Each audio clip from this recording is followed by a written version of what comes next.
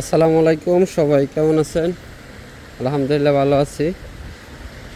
কাজের দিকে যাচ্ছি, ড্রেস আপনার ধুয়ে সুন্দর করে ইস্ত্রি করে কাজের দিকে যাচ্ছি। ইতালিতে কত সুন্দর সাইকেলের গ্যারেজ দেওয়া আছে, যাত্রীরা সবাই সুন্দর করে সাইকেল রাখে, তাই না? যে এখানেও দেখতেছেন প্রতিটা জায়গায় জায়গায় গ্যারেজের মতো দেওয়া আছে, যাতে মানুষের সাইকেল রেখে তারপরে নিশ্চিন্তে চলে যায়। কিন্তু এরকম কিন্তু সব শহরে না, কারণ ইতালি তো বাংলাদেশের মতো আপনার চোর, তারপরে হাইজ্যাক ছিনতাইকারীরা আছে। কারণ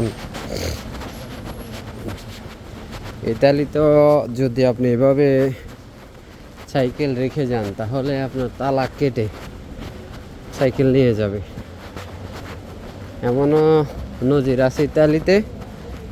আপনার তালাটা ঝুলে থাকবে কিন্তু সাইকেল নেই আপনার, এরকম নজিরও কিন্তু ইতালিতে আছে।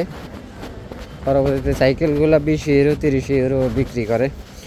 এই চোরগুলো মূলত ইতালিয়ান না, অন্য রাষ্ট্রের, নাইজেরিয়া আপনার অন্যান্য সব রাষ্ট্রেরই আছে বলতে পারেন। তবে আমাদের বাঙালি, পাকিস্তানি, শ্রীলঙ্কার নাই, মরক্কিয়ান আছে কিছু, বিভিন্ন রাষ্ট্রের নাইজেরিয়ান, আফ্রিকানরা আছে কিছু, তারা এই কাজটি করে থাকে।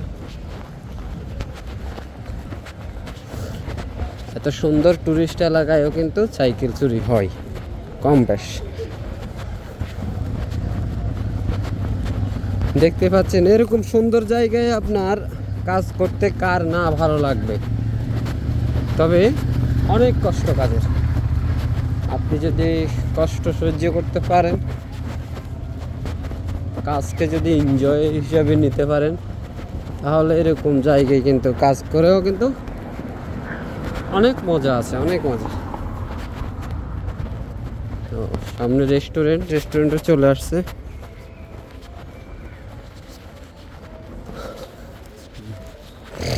বুঝতে পারছেন?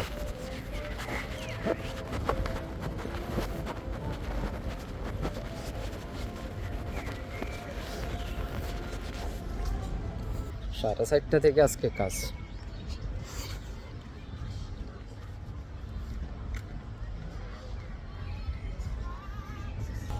এই যে রেস্টুরেন্ট দেখা যাচ্ছে, চাপিও রেস্টুরেন্ট অ্যান্ড পিজ্জেরিয়া।